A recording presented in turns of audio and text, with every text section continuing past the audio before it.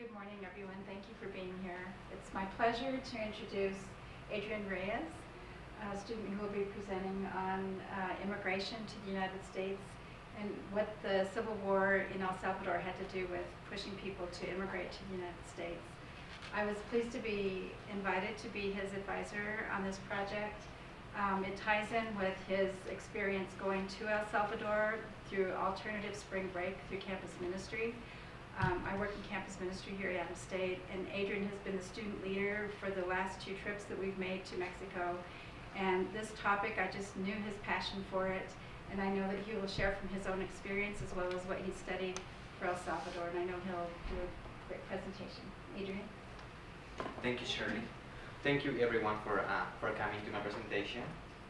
So I am, like Shirley said, I'm going to be talking about my own experience in El Salvador and what I want to witness when I immerse myself into a new culture. I grew up and I was born and raised in Mexico, so I already have a kind of deep understanding of what living in a third world country was like. But my visit to El Salvador, it really impacted me and really changed my perspective on what a really a third world country looks like after a civil war that occurred from the year 1975 until 1992, when it ended in Chapultepec in Mexico. So I'm going to start with a little bit of background of the war, and I'm going to talk about the Northern Triangle. And the Northern Triangle is formed by 3 countries. We have in the north Guatemala, and the south El Salvador, and to the east neighbor we have Honduras, which they all form the Northern Triangle. So after World War II, there was a very small scale of migrants coming to the United States from the Northern Triangle. It was expected to be in the 15,000 people migrated from the United States from the 70s until the 75. I'm now going to talk about the origins of the Civil War and how the war occurred. So pretty much this war came from a long story of serious deterioration in the living condition of the Salvadoran people. And some of these photos that I'm sharing with you, some of these photos that I took personally in my trip to El Salvador, and some of them I borrowed them from the University of Central America in El Salvador. And also the ongoing discrimination that they face, the peasants in El Salvador: poverty, access to education, to healthcare, and to land. With all of these inequalities, it emerged a left-wing insurgent group called the FMLN, which in Spanish translates to the Farabundo Mártir para la Liberación Nacional de El Salvador. And it is used injustice, oppression that are the ultimate root of the Salvadoran Civil War. So the background, how all of this started, can be summarized or synthesized into 2 aspects. The one is the total closure of the political space in El Salvador, and by this I mean the government in El Salvador. In that time, it was the arena, it was a right-wing government, created these decretos, as they called, which they created about 400 decretos in the period of the war, which they were suppressing the press and TV. So everything that they wanted to show, it was under the government. No other identity had the power to have meetings, to publish a newspaper. It was all run under the government. And the best expression of this, we can see it with the killing of the first is the 3 nuns and the 1 Jesuit priest, and then later with the left wing. This is a Democratic Party already established in El Salvador. The FDR, with the killing of the 6 leaders of the FDR, and also another big tragedy that El Salvador witnessed it was the deep internal crisis that affected the government, and it was the Christian Democrat military board that they formed, and it was an emerging new government as well in El Salvador. So they selected Bishop Oscar Romero because they thought he was going to be a humble man that they were going to manipulate and also will not speak out about the atrocities that were occurring in El Salvador. However, it was the completely opposite of that. Oscar Romero really stood up and took a strong stance against what was happening against his people. He called the in that time it was the Jimmy Carter administration. He wrote a letter in which I'm going to read a part of what he wrote to the Jimmy Carter administration. Quote: "The contribution of your government, instead of promoting greater justice and peace in El Salvador, will with no doubt sharpen the injustice and repression against the organizations of the people, which repeatedly have been struggling to gain respect for the most fundamental rights." And the letter was never responded. He never received a response in the letter that he sent to President Jimmy Carter. Later in the year of 1980, on March 23rd, he urged the military to stop the killings against the people. And then later, March 23rd, he was assassinated while he was saying homily in El Salvador. And he had a radio that he was broadcasting daily, and he, in his last recording of the radio, he called the military especially, and he says, "Brothers, you are killing your fellow countrymen. No soldier has to obey an order to kill.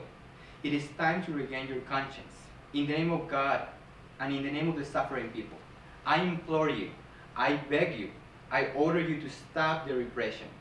Oscar Romero died on March 23rd, 1980, and he was urging to listen to the higher consciousness and disregard orders to kill the fellow countrymen. So how did the war started? How did the Civil War originally took a breaking point? So with the formation of the FMLN, it was a left-wing activist group that was taking instance, and that was calling the people to unite against the suppression of this government. And they were having some very, very successful battles in the field. They were holding strong battles against the Arena government, which was led by the Duarte administration in that time. And they have very, very strong positive battles, which I have a map right here, and these are the battles, some of the most famous battles that they won in the Civil War. So before the United States took intervention into this. So these black dots that you can see here as all of the places that the left-wing activist group won in the states of the Civil War. And then they were very, very close to gain a political party in El Salvador until the U.S. intervention. With the U.S. intervention, it happened the killing of the three nuns, as I mentioned it before, and the Jesuit priest.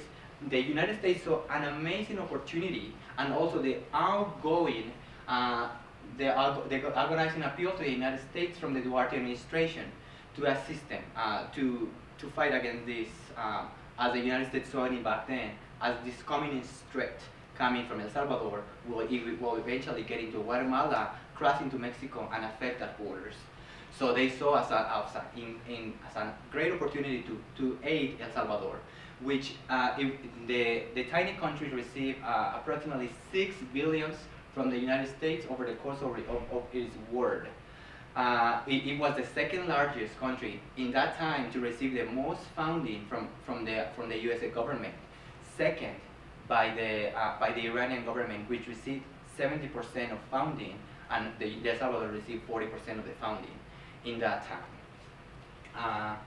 And right here I have some of the massacres that occurred in El Salvador. The massacre in El Cemote is a massacre where the military goes into this town of El Cemote and start gathering people up to ask them information about the guerrilla, about the military group that was forming. And none of the people want to cooperate with them, so they ended up killing about 500 people, just killing them, shooting them. By some of the soldiers that were participating in these atrocities, they were trained here in our own country, in the School of the Americans that is in Fort Lauderdale, Georgia. And they were sent back. Now that they have been trained to commit all these atrocities, so some of the worst atrocities that have happened in the world have been trained by the School of the Americans and then sent back into Central American, Latin American countries to put the techniques that they learn into work.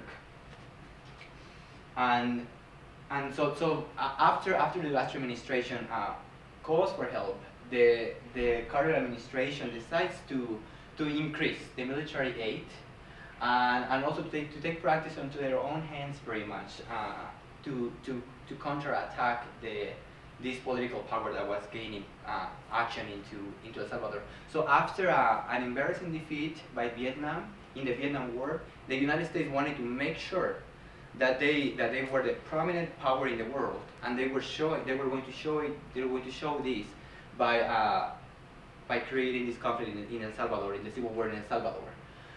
So in 1981, the 40th president takes oath, which is Ronald Reagan, into the United States, and so since the beginning of his administration and also following steps of the Jimmy Carter administration, they wanted to make sure that they were seen as the most predominant power in the world.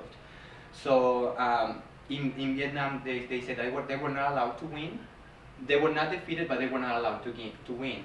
Also, the General Alexander Haig, the new Secretary of State, soon declared that El Salvador was a communist country, and they will not allow a communist country in El Salvador. So once the United States had a plan to El Salvador, it have to cover up some of what they were doing. So they created this plan, which they call it the Contraofensiva General de Norte America, which it had 3 points. The point number 1 was the military aid to El Salvador, training and sending a newer military equipment into El Salvador, which when all of this happenings, there are already millions of people, thousands of people migrating to the United States while all of this is happening. And the military and then the training in the School of the Americas, and then the propaganda promoting that there was a white book, and the white book had only been seen by very few diplomats, saying that Russia, Cuba, and Nicaragua, they were under governments that were helping El Salvador to fight against the United States. That's what the United States was implementing. But this book, in the research that I did in the University of El Salvador, no one has ever seen this book. This is called the White Book, and no one has ever seen the book that they are presenting.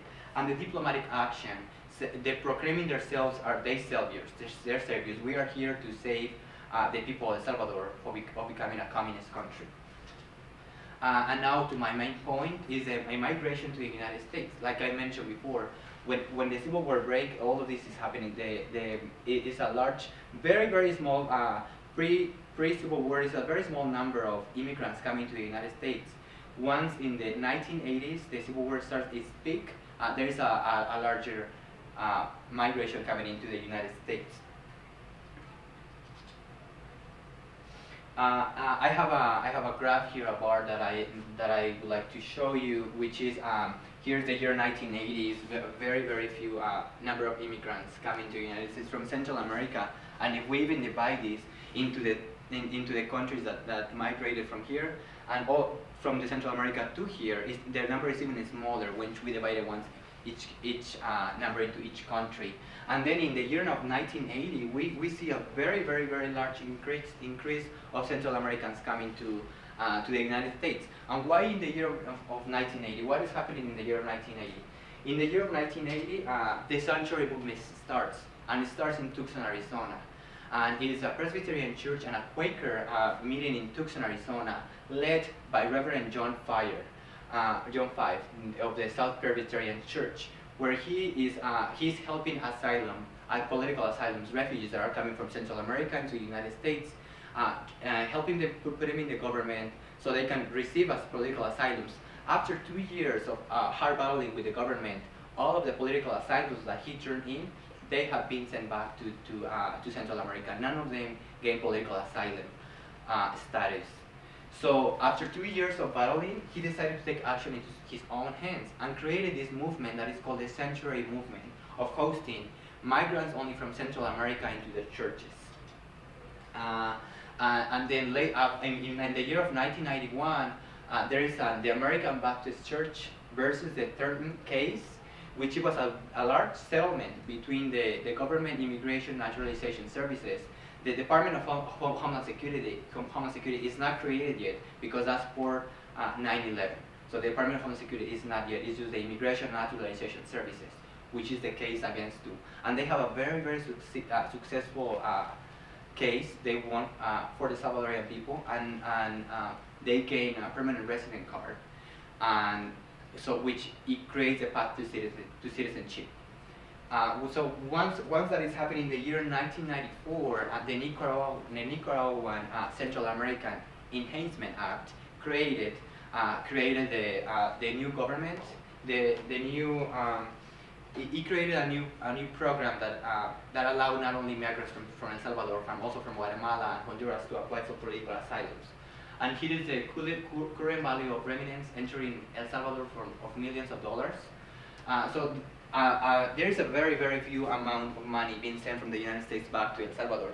Yeah, until the year of 1980, when is the El Salvadorian Act passed, and we start seeing a large increase of money being sent from El Salvador to Mexico until the year of it's still increasing the number. And the poverty rates in El Salvador for rural poverty, and the poverty in general. So this is the rural poverty. It's very high up, it starts decreasing, and it has a steady decrease. Why? Because of the migrants sending money back to their families in El Salvador. And the urban poverty is as well starts decreasing. And then the overall poverty as well starts decreasing. And then how do they migrate? The middle class, they go and apply for a visa to the amnesty, to the consulate in El Salvador, and then they purchase a one-way flight, come to the United States, and they never leave. In the other side, we have the Poorest, and they make the journey in the bus, which is started. It has different points of starts, and the journey they make it in the top of the train. Which in my last alternative spring break, I was able to serve in the community of El Mesón to some of the migrants. So why the rise of women and children? I want to ask this question to the audience. Why the rise of women and children? We see in the year 2012, 2011. Why do we see a large rise of migrants, women and children particularly, arriving to the U.S.-Mexico border? What do you guys think? One of my idea is the reunification from their parents, their husband. Maybe they fled already. They came from the Civil War. They come to reunify. What do you guys think? Do you guys have any ideas of why this may happen?